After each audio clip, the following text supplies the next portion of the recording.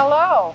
We're here today with Ron Phillips, General Manager of Header Die and Tool in Rockford, Illinois. And he's been kind enough to offer us a tour in his shop to work on finding out about the pathway in manufacturing. So Ron, I'm wondering, can you tell me a little history about Header Die and Tool? Sure. Header Die was founded in 1954. We're in the third set of owners, so second in the family. Lucas Deary purchased it from his father in 2009, so he's had it for about 11 years now. And we made a lot of changes here since then, and we have about double the people we do from 2009. So, how many employees do you have right now, Ron? We currently have just under 50 employees. Okay. And then what industry do you serve? Can you tell us a little bit about the header and die tool making industry? Sure. We service the fastener industry, so our customers make fasteners. Okay. So we don't make fasteners, but we make the tooling that forms the fastener. Okay. So we do, we're considered low volume, and our customers are high volume. Okay. So we're high mix, low volume. So we'll set up a CNC machine to run 2 or 3 parts. Okay. So, which is a little unusual. Yeah, so you're kind of an on-demand type company? Yeah. Okay. And the die making's, it's very precise. We hold very tight tolerances. It takes quite a while to learn the trade. Okay. And we have a blend of manual work. Okay. So those people do the dexterity, the finishing, the precision stuff that the CNC machines can't do. Gotcha. So we need, our dies need to be highly polished like jewelry. Mm-hmm. So very shiny looking, pretty. Okay. So material will flow through there. Okay, well let's take a little tour through Header Die and Tool and just kind of see some of the processes that go on here in a day at work. So we're headed over where now, Ron? We're headed down through to our right here is the die department. Okay.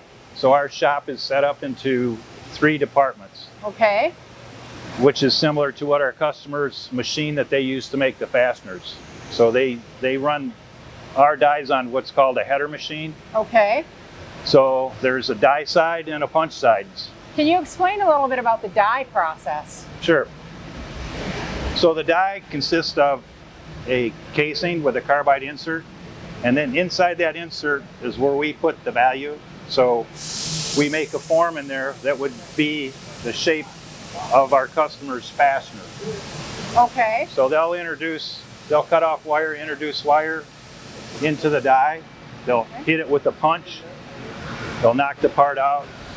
Okay. And they'll have a form that looks like a fastener without threads or any slotting on it. What is this here, Ron? Can you explain a little bit about this? So these are gauge pins. Okay. So we have to size the dies. We have to hold very tight tolerances. So if you, our world is, if I took a piece of your hair, yes, and cut it into 6 pieces, yes, and threw 5 of them away, the thickness of that one piece that was left is the size we have to hold. So let me ask you, with this process, with these pins, is what you call them, how important is math? Is math pretty important in this process? Yes, math is important. So a high schooler, if they were interested in manufacturing, it would be a really good idea for them to have some strong math skills. Yeah.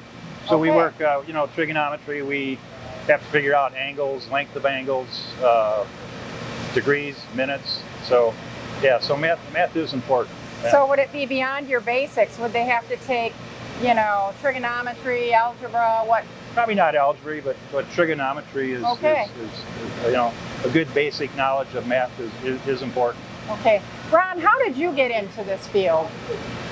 Good question. I started in my junior year at Jefferson High School, so that was 1971. I was actually the first graduating class out of Jefferson, so I've been in this business for almost 50 years. And today you're general manager, so that tells me that you probably had to work your way up the rungs of the ladder. I started at the bottom and worked my way up to the top, so it's a marathon, it's not a sprint, and the only way that you say to get to where I do, you had to do everything.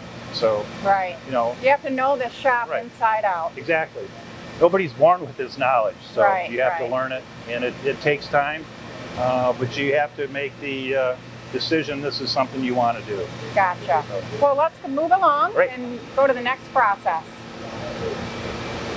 So as you can see, there's a lot of machinery, Yep. a lot of different bay areas to work in, lots going on Yeah, at Header Die and Tool. yeah. You'll see, again, what I talked about earlier, there's a blend of manual work here Yes? and also CNC work. So Okay. um, So what are these gentlemen doing, Ron? over here, Yes. they're doing some programming. Oh, so there's programming involved. There's programming involved. All right. So to make the CNC machine do what you want to do, Yes? you have to tell it what to do. So you have to design a program that will give the machine the path that it needs to go, and also to put in the correct tools to machine your part. So then these gentlemen set up the programs, and then do those programs go throughout the shop or just a certain area, just the CNC area? They'll be to the CNC area. Okay. So milling work mainly here, and also with the wire EDM work over here. EDM is electrical discharge machining, so it uses a spark and an electrode with the shape on it to erode the material from the die Okay. and leave that shape or impression in the die. We talked a little earlier about robotics. Yep. You are into robotics now. Do you have Yeah. anything here you could show us? Sure, yes, over here. Awesome. So now we're headed to robotics.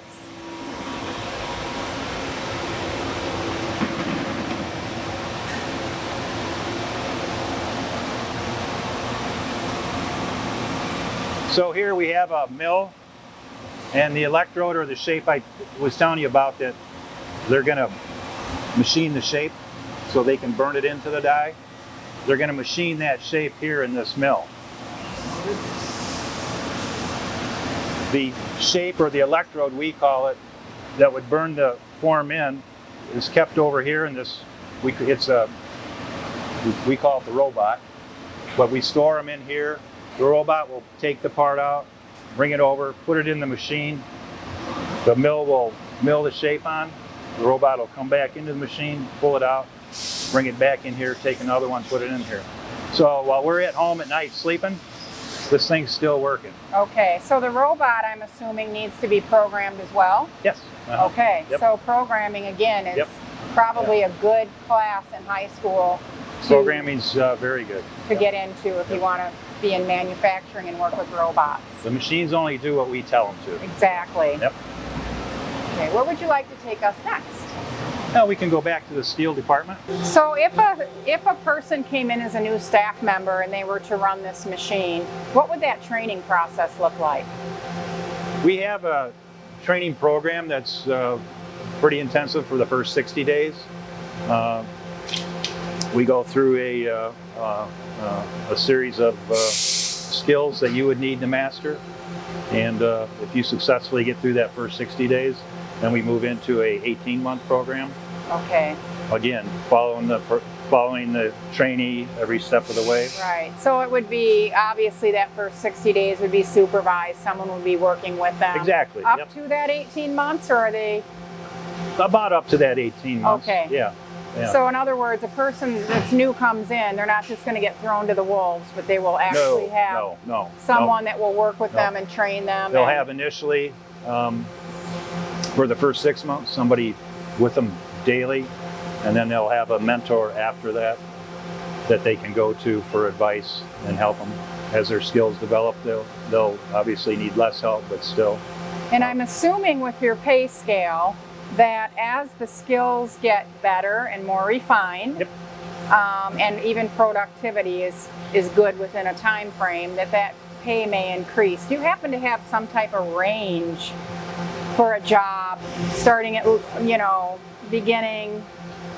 Yeah, I would say entry level, coming in with no experience, as far as, per hour range, you'd be in the, say $12 to $13 an $12 hour. to $13 is pretty good, I Yeah. would say, for a starting And our pay top guys position. are approaching the $30 an hour. So, Top pay $30. Yeah, Wow, that's so, amazing. yeah. So plus with overtime and benefits, you can do very well.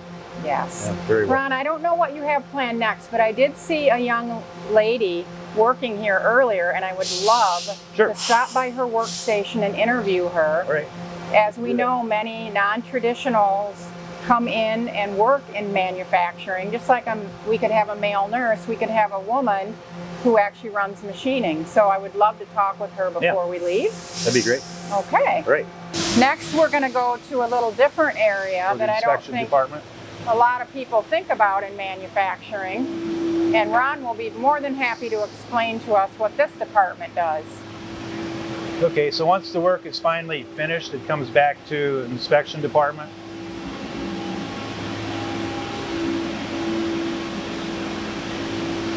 So back here, we'll have the finished product. As you can see, it's beautiful. It looks like jewelry. Yes, it does. Lots of bling. So this is all hand polished. So again, the manual dexterity, the manual work is as highly valued as the CNC work here, because they do things that the CNC machines can't do. Right. So they're the jewelry makers.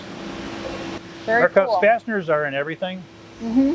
So our customer base is pretty diverse. So there's automotive, there's people that are into lawn and garden, so snowmobiles, snow blowers, lawnmowers. Then you get into your John Deere Caterpillar, so your agriculture, solar power, wind power. So it's pretty diverse. I think what's really cool about so many of our manufacturers in Rockford is that we are so rich in manufacturing, but yet what we do affects so many different pathways, so many different partners, companies, products, and it's right here out of Rockford, and I take a lot of pride in that. I think that's really cool. I always find that fascinating, that our fasteners, I don't live a day in my life that I don't come in contact with a fastener that wasn't made out of one of our dies. That's awesome. So I know for a fact, like the lug nuts that are on all the Honda automobiles. Which I drive. I drive a Honda. Yeah. So we do one of the parts for that. So anytime I see a Honda, I know something we did is on that Very car. cool. So, I will never forget that. Yep. Okay. All right. Here we have a young lady working as well. This is Jennifer.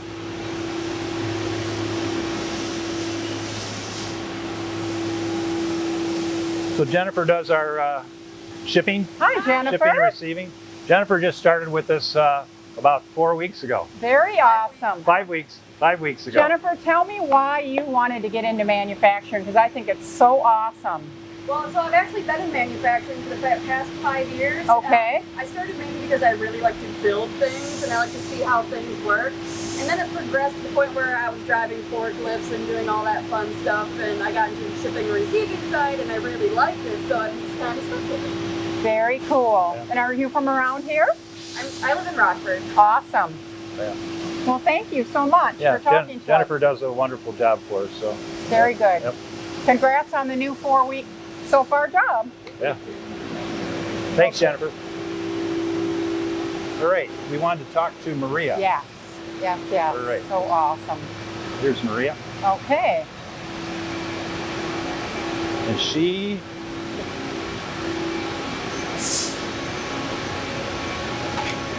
Hello, Maria. Hello. Hi, Maria. Hi. So can you tell us a little bit about your history, what you do here, what made you want to get into manufacturing? Graduated in 2013 and I started working here right after. I'll be here for 7 years tomorrow. Did you take some manufacturing type classes when you were at Jefferson? I did. All 4 years I took manufacturing classes. And you just always kind of been intrigued with manufacturing? Yeah, I mean, I like to know how things are made. Yeah. What they're for, what we do here. Yeah. I don't know. It's good to know that you're making parts that help keep things together. Yeah. So what do you do here, Maria? Right now I'm doing some CNC work. I'm going to cut some parts on the CNC lathe, but I also have the opportunity to cross-train and do a lot of different things, like manual lathes and stuff. So What advice would you give other young ladies that might be interested in manufacturing but might be afraid and think that they can't because they're a woman?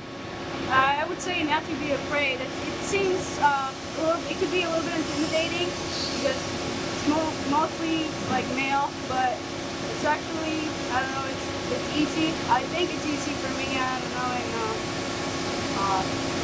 and it's not hard to learn, and as long as you are willing to learn.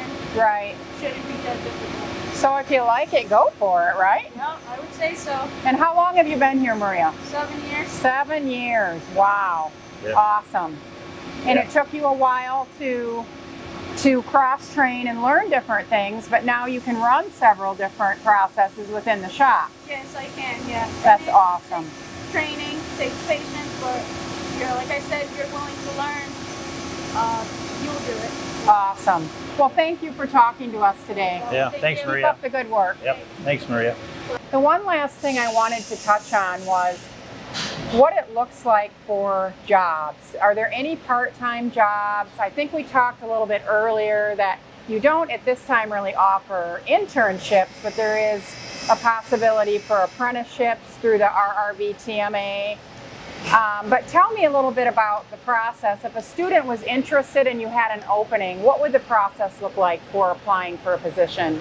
Yeah, you could send your resume through our website. Okay. So And your website is header.com, www.header.com. www.header.com. Yep. And then that's an online application process. Yep. So you can do that. You can submit it through that. You can always come in and drop off an application, resume. What about certifications? I know in our high schools that we do OSHA and we do NIMS, and there's probably some other ones I'm not aware of. Do certifications help They do. someone to get their foot in the door? Certifications are always one thing. You know, if I'm looking at a resume and if I see that on there, I know this person's taking the time. They're interested. They want to do, they want to get into manufacturing.